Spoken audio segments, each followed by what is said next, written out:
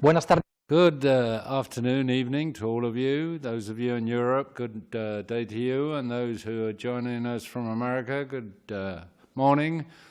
This is another Wealth Talk session. These talks we have with important characters for all our customers in private banking. I hope you're enjoying yourselves. We are lucky enough today to have the recent winner of the Princess of Asturias Award for Sports this year, recognized, well-renowned, well-loved in Spain and all around the world for his activity at the wheel and his personality and character. And it's a true satisfaction for me to introduce Carlos Sainz.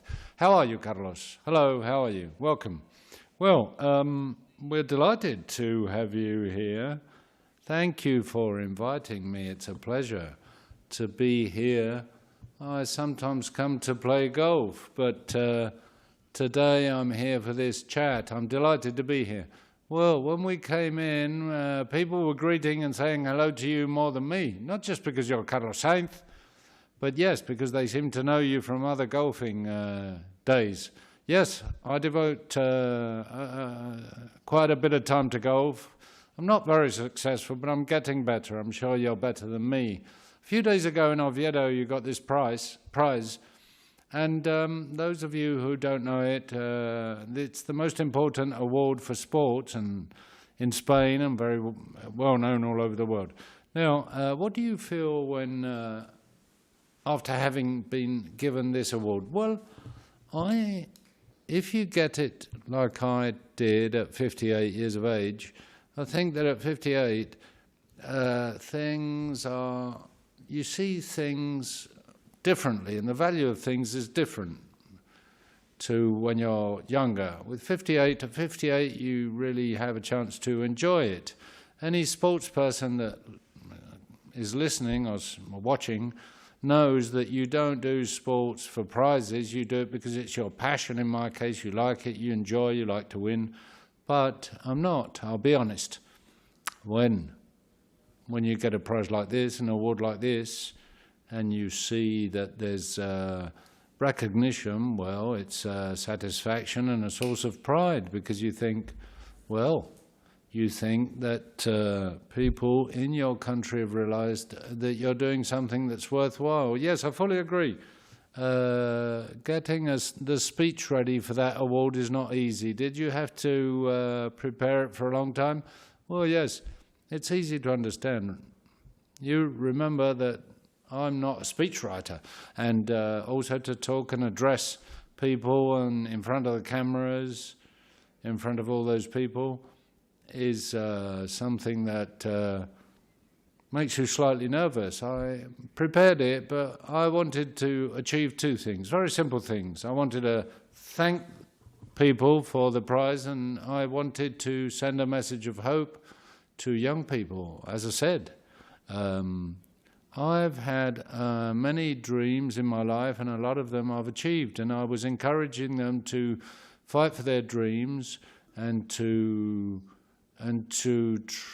really go for them, because you can really sometimes, dreams do come true, especially at these times where so many young people are going through a tough time and they're losing part of their life, their travel, even going to university, a huge amount of things that are being restricted, and I understand that it's a very difficult situation for them. Yes, I don't know whether you set the bar too high for young people, because 2 championships of Spain, 2 world championships, 3 Dakar prizes, innumerable victories, rallies, this, that, and the other. One day I was with you at your office, and there are so many cups and prizes there that there's no room for anything.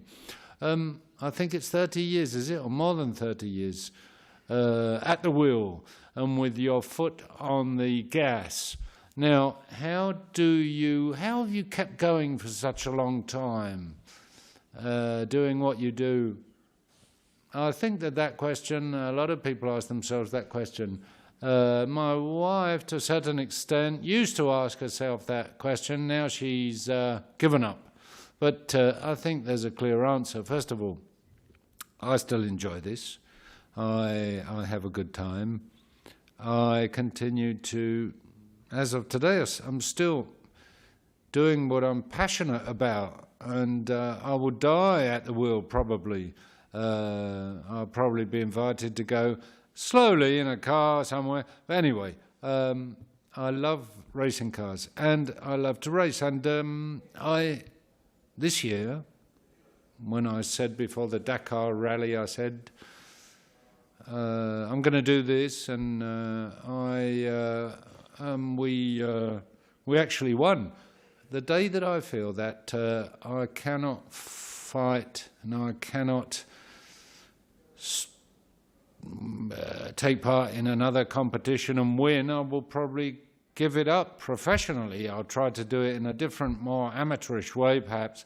But today I feel that I can continue to be a professional, a pro, and win. And that's good for young people and for people that come after me, because I remember when I started, we had the veterans, champions that you had to beat. It was like, that's the cycle of life. There's the winners, then the young ones come along and they take over. Yes, of course. Don't you get more cautious with age? Because obviously I see you doing the Dakar Rally at full speed. Don't you become more cautious, more careful?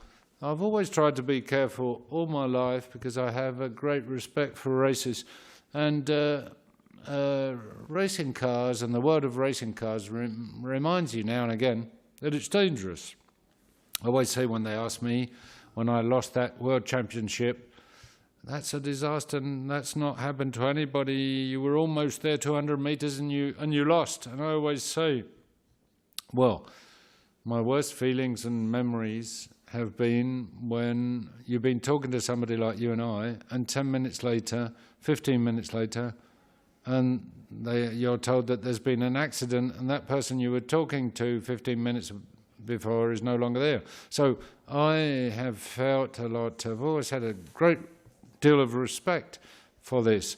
But all pilots, all drivers, we always think that, well, it won't happen to me, nothing will happen to me, because if you thought that something was going to happen to you, I don't think anybody would drive a car or a motorbike, or we wouldn't do this. We all think that we're going to be careful and nothing is going to happen to us. Yes. And in the world of motor cars and racing, people wonder, is it the car, is it the driver, what, or a combination of both? No, you need a good team, you need a good car, you need good tests, good engineers, but it's true, and I think we can apply that to Formula One more.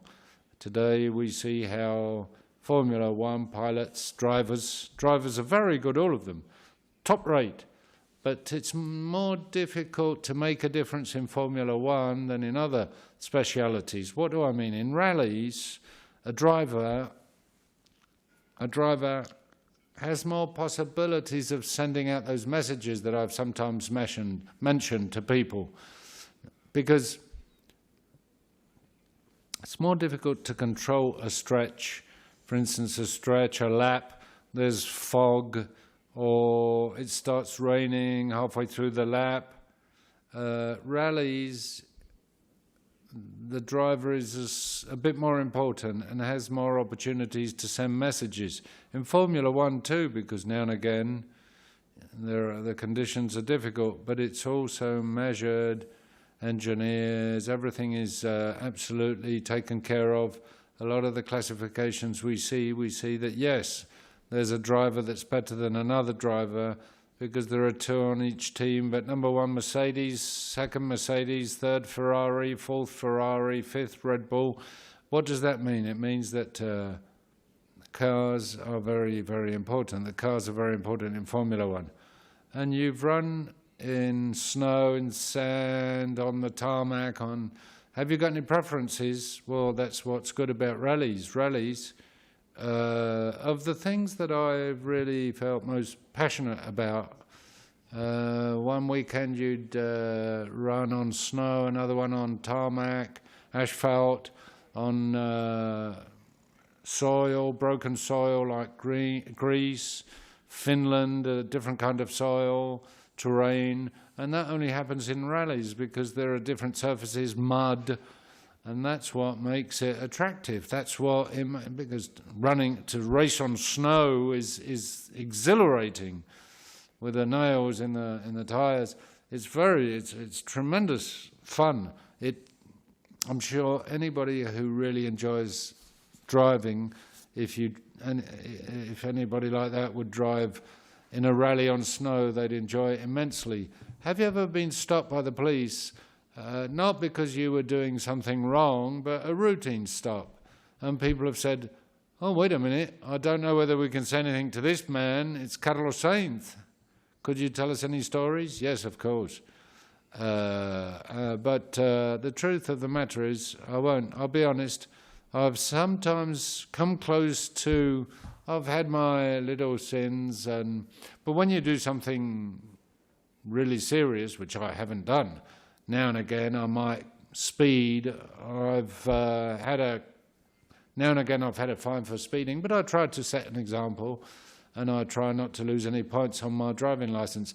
But sometimes I've been stopped, and they've recognised me, and they've said to me, I'm sorry, Carlos, but we're going to have to give you a fine. It's their duty, their obligation, and that's the way it is. Are you going to go to Dakar next year? I think there's a syndicate or union. There's a union of drivers that are trying to stop you. Have you got plans to go back? Yes, I want to try to once again go for that title and defend the title I've got this year. I'm going to run with Mini again. I know the Mini, I'm familiar with it. We won last year with a Mini, with some improvements because it's been a bit of a weird year. Basically this year, we've done one race, we've done trials, but it's been difficult. Mobility, competitions, very few competitions. We're trying, in December, we're going to try to run in Saudi Arabia as a final trial, but if the Dakar rally goes ahead, which we think it will, I'll be there. Good, well, we'll be there too to see you.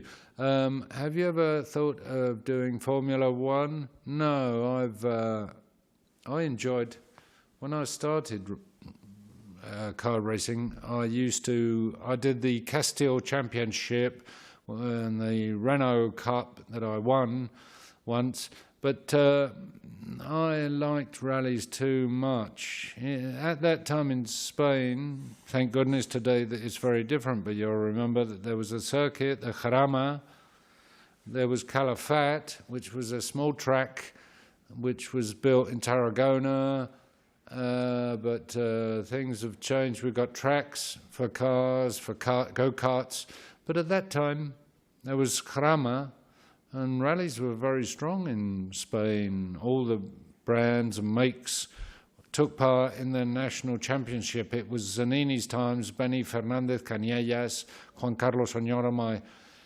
brother-in-law, good drivers, Salvador Soria, makes and brands that supported rallies a lot. Yes, I remember, that was very popular. Now, since we're talking about Formula One, you're the father of the pilot, of the rally driver, and the father? Yes.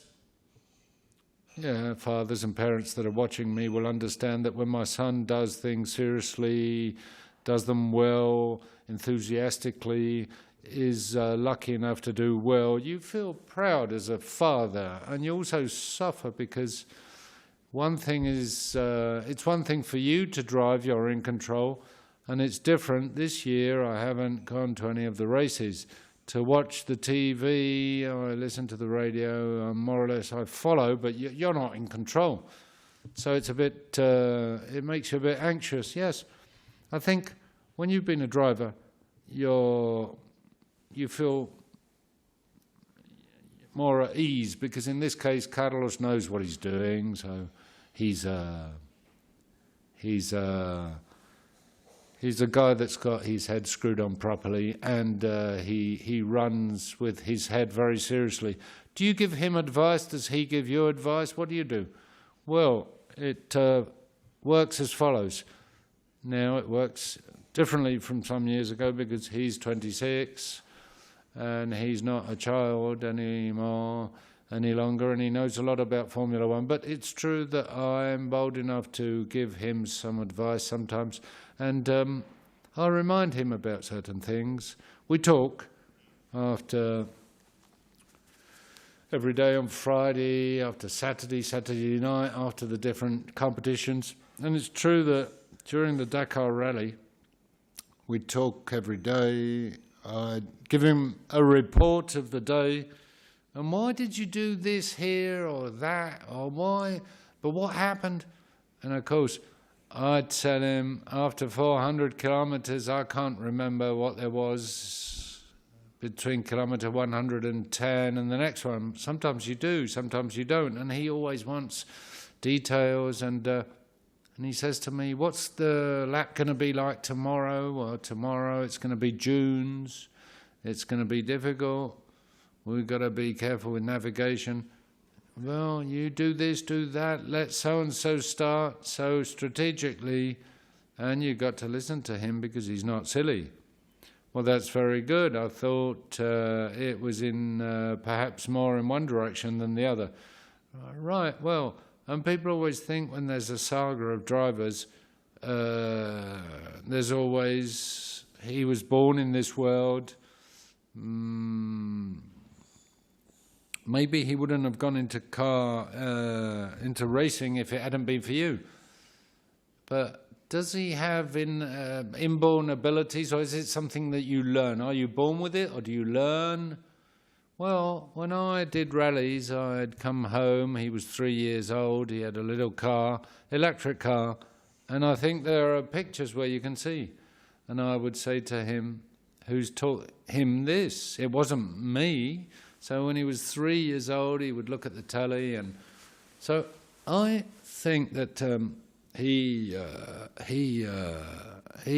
has had it easier to get into this world, obviously with his name, but it's also makes it harder sometimes.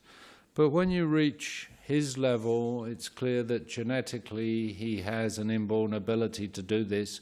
And especially, what's more important, he likes it. Because one of the questions, many parents, not just in this world of car racing, many parents, when you see that your child becomes interested in the activity and they want to do this sport and they start to ask you and tell you, there are many questions that you start to wonder, does he or does she really like this as much as we think? Children today become sort of professional at a very early age, not just in car racing, in many other areas. And they've got a lot of influence on them and pressure, and they sometimes mortgage their whole lives in a way. And when the family give them their support, it can change the life of the family too. We've often heard parents have to go with a child to the training sessions, football training sessions, or when a child decides to go to an academy to study something because it's the only way to go. It's also tough for the family, for the rest of the family. And sometimes it's a lot of pressure on the child because the child is thinking about the father. In your case, maybe the fact that it's different specialities. Yes, undoubtedly. I think it's the first time, because there have been fathers that have been Formula One drivers, champions, and then their children have been Formula One champions. Here, I was a rally driver, which has got nothing to do with Formula One, so I think that has helped. You can't compare and say, well, your father did this or that or the other, was more aggressive, less aggressive. No, it's impossible. There's no possible comparison. I'm asked whether sometimes you've been heard to say, I don't remember, that Formula One is a complicated thing. What, the paddock? Well, I say it is because there are many interests, a lot of vested interests. In life, I've always tried to be straight with people and to say what I think. In Formula One, in the world of the paddock, it's very interesting. You meet very important people, not just in Formula One, but people that go to races. But it's a complex world. It's a tough world. I've had experience of it, and I like it more in rallies. The atmosphere in rallies I like better. And what do you say to Carlos so that he doesn't sort of get distracted? Well, I used to, not so much now. I used to say to him, Formula One today generates a huge amount of news. Drivers they're under the microscope all the time. What they say, how they act, not just when they're racing, but the social media repercussions are tremendous. Whatever they say, the slightest comment. For instance, with Orlando Norris today, he said something the other day after the race about Hamilton, and he's had to apologise today. They're under constant pressure, tremendous pressure. And Carlos was telling me, because they were preparing the team for the next race, which is this next weekend, and he said, I've got to get the quad ready, then I'm going to have God knows how many interviews. So, and that generates endless news, what he said, what he didn't say, and they're under tremendous pressure. Yes, absolutely, it's impressive, the media pressure on them. Yeah, and it's every race is like an exam, like a final exam.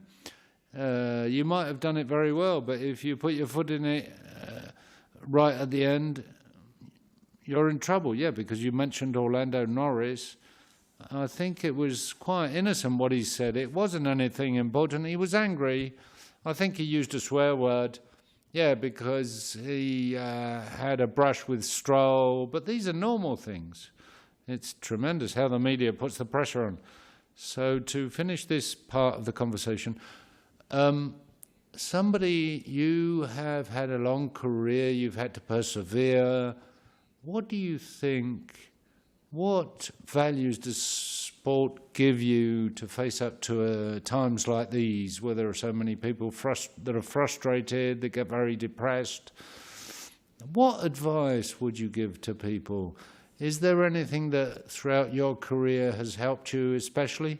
Well, I think we're talking about something that is very serious, which is the global situation. But I, very carefully, because that's the only way to do it. It's difficult to give advice, but it's clear that sports teach you, for instance, I would say, to never give up. We sports people have to go through a lot of frustration, tough times, difficult times, and sometimes you don't see a way out. You've got to persevere. You've got to, as I say, you've got to see the glass half full, not half empty. And I think that this has to, or should bring the best out in each of us, because it's the only way we're going to be able to move forward. And I have no doubt that additional effort that we're all going to have to make will have its reward, because effort, working hard in a disciplined way with enthusiasm, optimism, positiveness, whatever you want to call it, that always has its reward. And all I can say is I encourage people to really don't give up, move forward. We'll leave this behind, this crisis, and have hope. And also we've got to do it all together. It's important for everybody to give the best of themselves, because we're going to have to give each other a hand, and we're going to have to help each other out, and we're going to need each other's help, and sometimes we're going to request help, and sometimes we're going to have to give help. Sports, in that respect, teaches you a lot. And I would humbly say that, and also very cautiously, because some people are going to have a very hard time. There are direct victims of the crisis, or people have lost loved ones, or they're going through very hard times.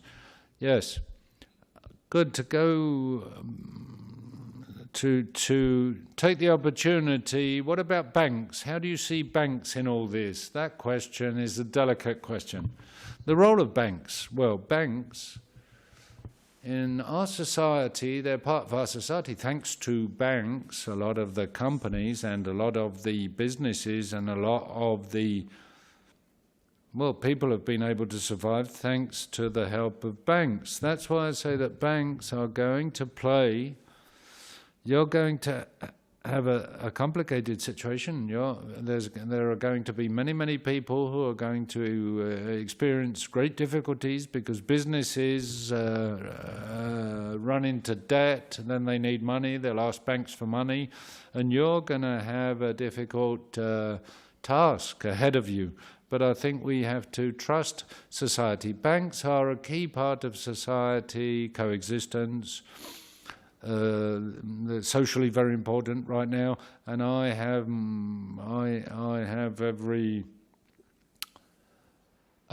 the utmost confidence in banks, and I think that banks will rise up to the challenge, and I'm sure that you will be able to.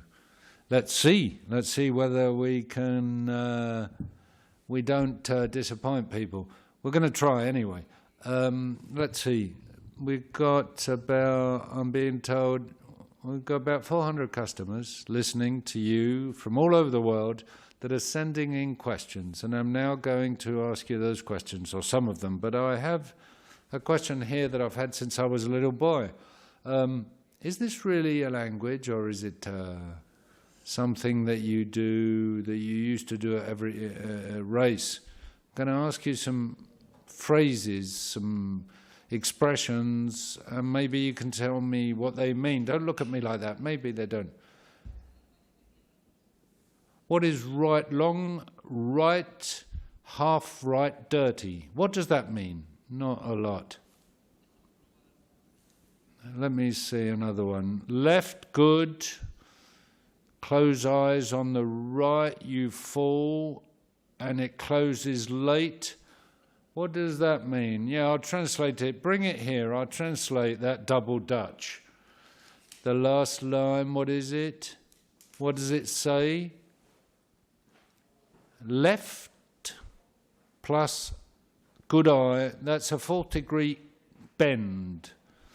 You're talking about angles. So that's the first 4th-degree bend. So that's a bend that you go round in 4th gear. It closes means that as you go round the bend, it closes in upon itself. So you've got to be careful because the bend closes in on itself. Sasar is an abbreviation of sacrifice. It means that if the word sasar comes up, it means that just after the bend, or immediately after that bend, there's another bend in the other direction. So you've got to make sure that you enter the next bend well. You've got to sacrifice left in order to go right. Sasar, sacrifice. And then it says right K, right K. Right K. Right K is the last 3rd gear bend. But it says right is the 4th. So it's slightly faster, that bend. It's a 3rd-degree bend, but you can take it in the 4th gear. A little bit late, it closes. What does that mean? Well, it closes, I've explained that, but a little bit late means that it's a bit longer, the bend, so you've got to wait a little bit on the outside because then it closes in. This is tremendous. And then it opens up. Well, the bend closes and then it opens. This is tremendous. This is not international, this language. No. This is a jargon that everybody uses. The notes are written by the driver the first time. Then the driver dictates them to the co-driver. The co-driver copies them down, and then the next time the driver sings them out, so to speak. He calls them out, all those notes, and then the driver corrects them. So it's a kind of very personal jargon.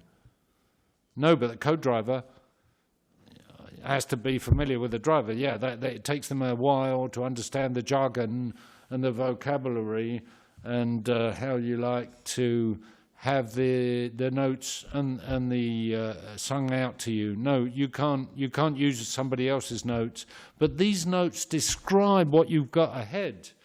So the ideal notes, if my co-driver sung out notes, that would allow me to practically draw a map of the route, know whether it's straight, how many bends, what gear to take the bend in. But in the Dakar Rally,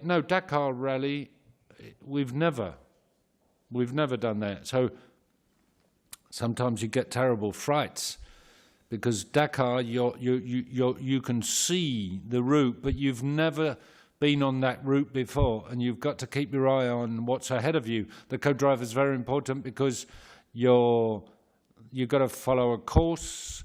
You've got to reach a certain number of points. So it's very difficult. Yes, it's very difficult.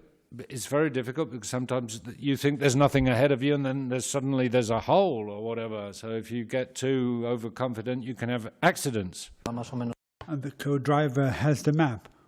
Well, the co-driver has a road book and says, it depends on whether you're on track or off track, right? If you're on track, the road book is very useful, but off track, imagine you're in a desert. So you reach this point, and the road book says, from here to here, there's, 20 kilometers, and you've got to have a 130 gap. So you take this 130 gap, but then there's dunes here, so you have to zigzag, but you've got to go as straight as possible because you've got to get it right. And when you get it right, an arrow opens up on the GPS, you validate that point, and then you can go to the next one. But if you've done a lot of zigzags and I do not get it right, I've got to go back and say, I didn't get it right because I went too far right or too far left. Yeah, it's like sailing, right? Yes, but you've got to get it right. Well, it's quite incredible. I've got some questions from some members of the audience. From Mexico, Carlos Alberto says, do you have any dreams that have not yet come true for you? Well, I've got many challenges ahead of me. And this is what makes me get up every morning and be excited about things. Of course, your dreams change. My dreams now are not the same as they were when I was younger. Now, I would say that my head is focused on the Dakar. And, when that comes to pass, something else will come up. But, it's always important to be enthusiastic. It's good for your physical and mental health. Marita from Spain is asking, do you think that racing driving is not very much recognized in Spain? Well, in Spain, typically we think that things abroad are much better than, homegrown talent. But, then you come to realize that in Spain we have wonderful talent. So there's no reason why we should think that things abroad are always better. But I feel very much recognized in my country. I won this wonderful Princess of Asturias award. It is true that there was a time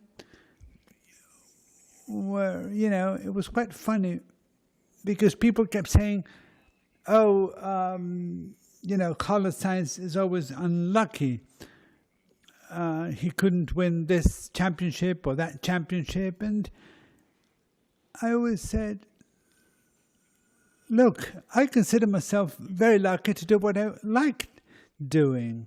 But I have to say that the press has always treated me well, and my fans too. And whenever I can, I thank everybody for this because, of course, it is true that there are some countries where people, when they have something valuable, they feel proud of it. But in Spain, it's a bit different. But I feel utterly recognized. And what countries are you thinking of? Well, in South America, for example, Argentina, for example, Mexico, they feel extremely proud of their talents. Bolivia, Peru, and I've always been treated very well in those countries. In France, Italy, Germany, the UK, Finland. It would be unfair for me to mention more of these countries because, I might forget one or two. But, I've had situations in those countries where when I've arrived at the airport and somebody's come up to me and recognized me and asked me for an autograph. So people have been very affectionate to me in those countries. A question from Madrid. Carlos, have you overcome your back pain? Well, not really. Back pain is my war injury, and unfortunately I'm still having to cope with it. I have a slipped disc, but I've really come to take good care of my back, and I've followed my doctor's advice, and I've managed to survive. But sports like golf are quite a challenge. Yeah, but I also like tennis and paddle. But overweight, for example, is very bad for a slipped disc. It's a bad fellow traveler. The lack of muscle tone or, bearing weight. Posture is also very important. You've got to always stand up straight. There's a question from Valencia. If you want, you don't have to answer it. What's your handicap at golf? And my handicap with the new system, I think my handicap is 13 something. But I've got to recognize that it depends on the day. Sometimes I've done +6, +7, +8, but not very often. And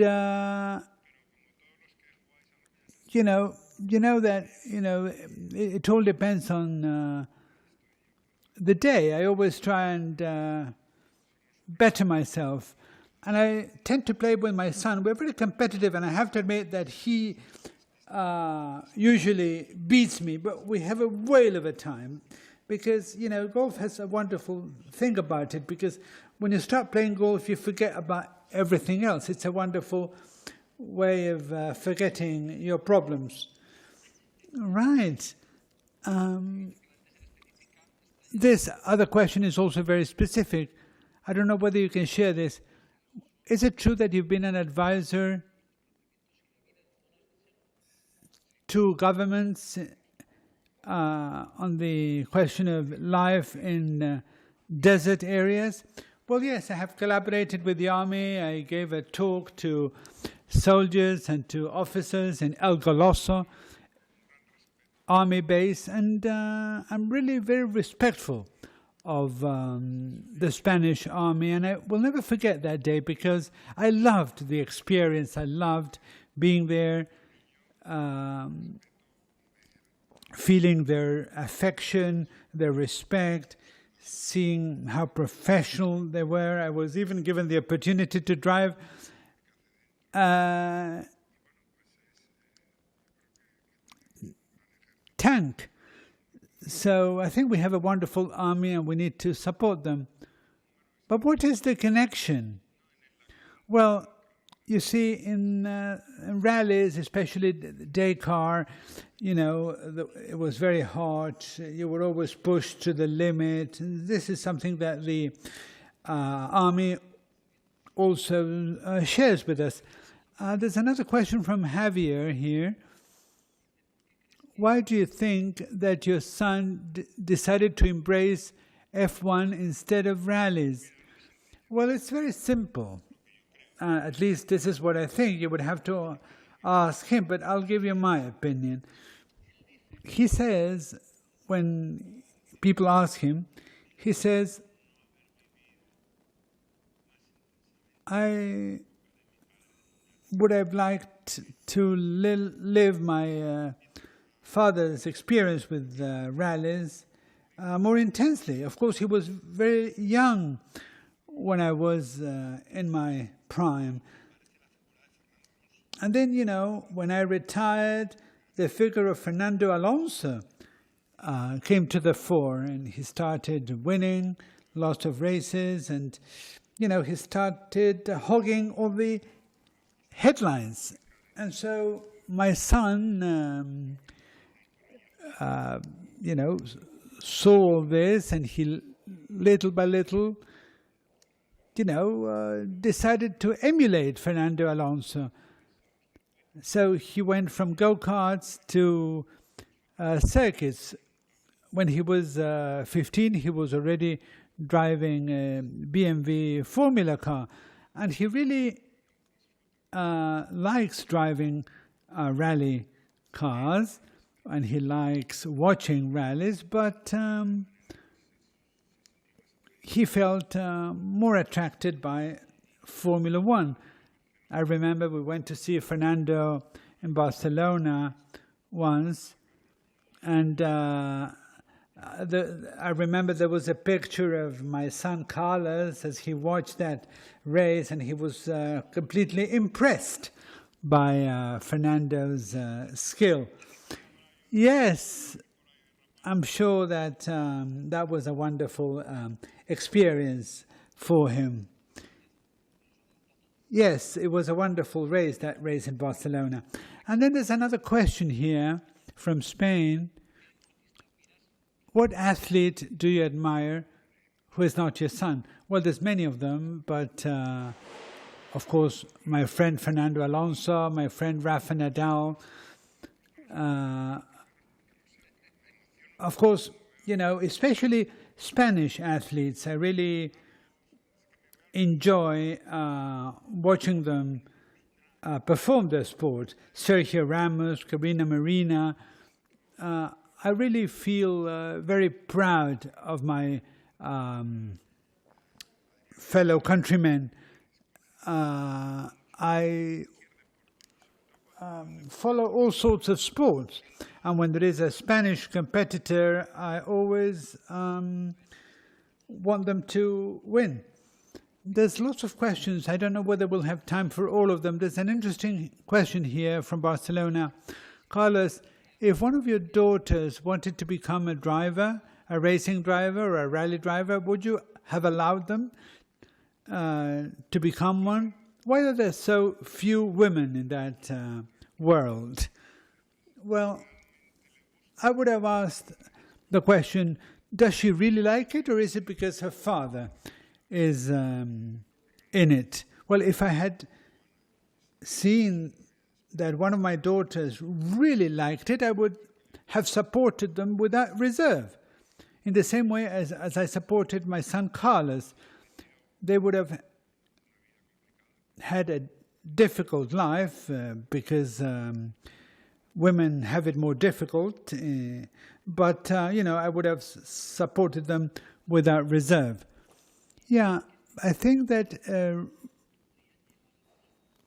F1 or racing in general, well, I think that in theory, men and women should be on an equal footing. Well, perhaps at the beginning, yes, but as you become more and more professional, there is a physical component that weighs in, and it may be quite difficult for a woman to cope with it. From Argentina, I have this question of who your best friends were in the Rally's World Cup. Well, we always respected each other, drivers, but I had a very good relationship with Colin, with Cancunen, also with Lode. So I've had very good friends and very good teammates, and they've helped me be a better driver and a better person, because, I have lived with them throughout my life, and they practically, my team members were part of my family, and I owe it all to them. And all of us drivers respect each other, and I really have very good friends in the profession. I have a couple of questions, one of them from Mexico, another one from Spain. One of them says, well, they're saying that they're mentioning what Fernando Alonso did to promote vaccines. And now the question is, what role can athletes play in humanitarian causes, especially at a time like this? Yes, there's lots of... I receive lots of requests, and I try and manage them as well as possible. I try and participate in as many initiatives as I can. Of course, I can't do everything I must to do, because I get, requests every day. Why don't you come to this event or to that event to tell about your experience, or why don't you help me with this or that? But unfortunately, I wish I could help everybody, but I think that I do all I can to help as many of these initiatives as I can, and I've tried to help young drivers, people that have come to me for advice. I've told them, what I thought was best for them. Another question from Mexico is, what is a race that you've been happier about? One of your races or one of your son's races? No, so which of all of those races made you happier? And was it one of your races or one of your son's races? Well, as a father, when your son does a good race and obtains a good result, you are extremely happy. But I also have to say that in the last Dakar rally, I managed to win the competition. I was also over the moon. But in my case, I really enjoy my son's victories best. There's another question here saying, if you hadn't been a racing driver, what other sports would you have embraced? Well, I am a sports freak. I went to the Retamar school, and I was a very bad student, but I was wonderful in sports. And some of my classmates can attest to this. In fact, I'm going to be seeing a few of them tomorrow. But I would say that I loved football. I was lucky enough to be Spanish squash champion when I was 16. I played tennis, I played paddle. I love all sorts of sports: cycling, motorcycling, skiing. I've been an all-rounder, really. I played handball. I didn't really care. I was always dying to, play sports. And in which of them do you think you would have had a chance? Well, I think I only did a very good job with rallies, but the others not so much. I have a question from Argentina, because there's a lot of noise in terms of, the effect of racing on the environment. What is your opinion about this? Well, my opinion might be controversial. I'm treading sensitive ground here, but I think there's so many things that are bad for the environment that I think you need to be sensitive enough to make sure that things pollute less and less. But, think of a plane, think of a ship, think of chimneys, think of heating, factor is, of course, you need to be sensitive and you need to try and be as environmentally friendly as possible and do things better. And of course, races play a role here. But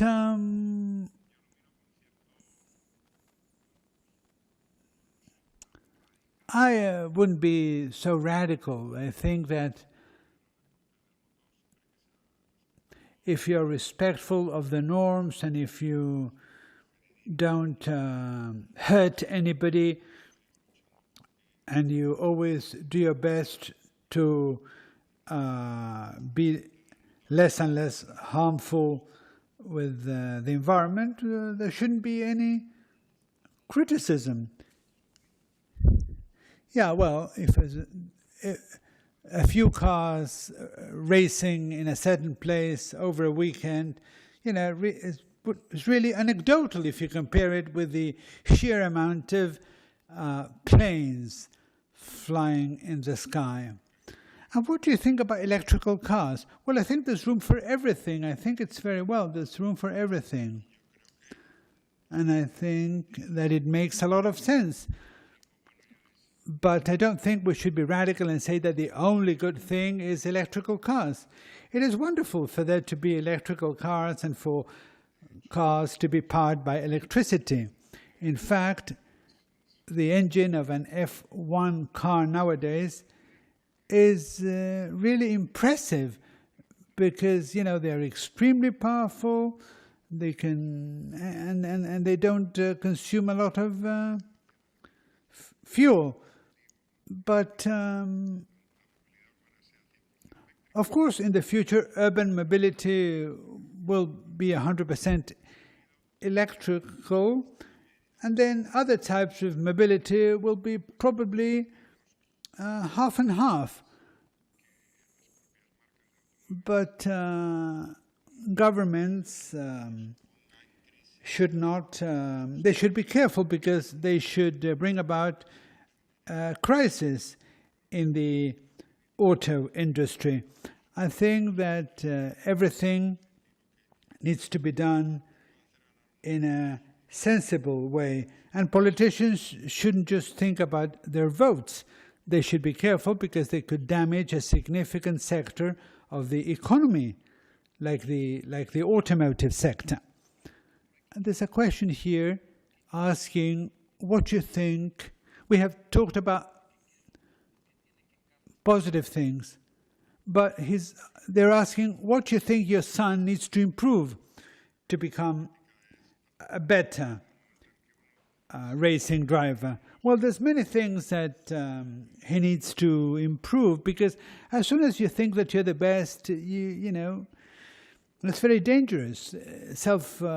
Excessive self-confidence is very dangerous. So my most significant, my biggest recommendation after every race is that he should sit down and analyze how things went in the race, the development of the race, and see what he could have done better, because this is the only way in which he can improve for the next race. So I sit down with him after every race and we make an analysis of what could be improved, and he's got many things to improve.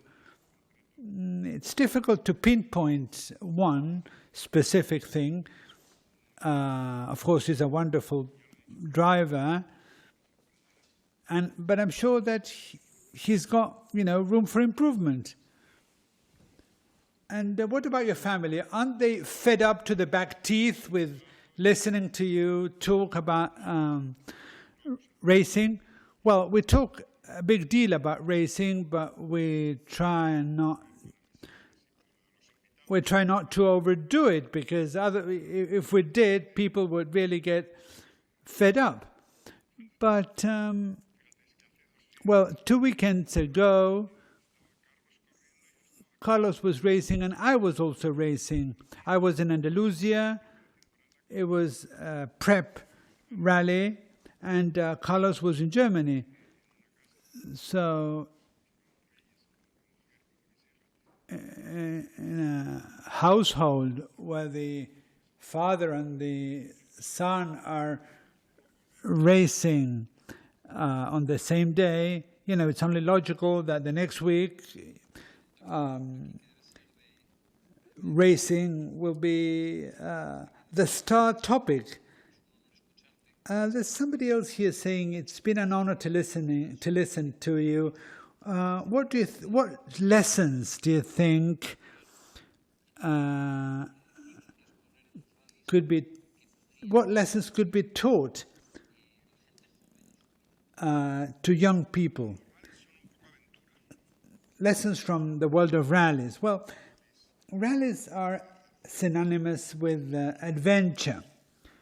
Rallies are about improvising, and in life you need to try and control things as much as possible, but at the same time you need to be open-minded and you need to adapt to the circumstances, be resilient, and sometimes you've got a pre-established idea, and sometimes we tend to be very stubborn, so you need to know that sometimes you need to change gears and cast aside a preconceived idea. That's why it is so important to improvise when you're confronted with an unexpected or an unforeseen circumstance. And sometimes I have been too impulsive, I have overreacted, I have been too impatient at times. And life has taught me that the reactions you have vis-a-vis different circumstances, may be too rash. So it's better to count to 3. Because when you react on the spur of the moment, those reactions which are completely irrational do not tend to be successful. But it's a good idea to take a few moments, a few seconds or a few minutes even, to think about what you're going to do. So you've got to be careful and avoid those irrational responses. Thank you very much, Carlos, for joining us. I had a wonderful time. Thank you very much. We've had over 400 customers from different countries connected. There's 1,000 questions that we received. People had a great time. It's been an honor to have you. I've been a fan of yours for a long time. Thank you very much. And we hope to see you winning your 4th Dakar rally next year. Thank you very much. It's been a pleasure. Thank you.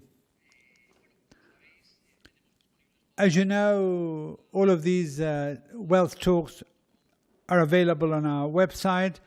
Thank you very much for connecting, and we hope to see you in our next wealth talk. Thank you.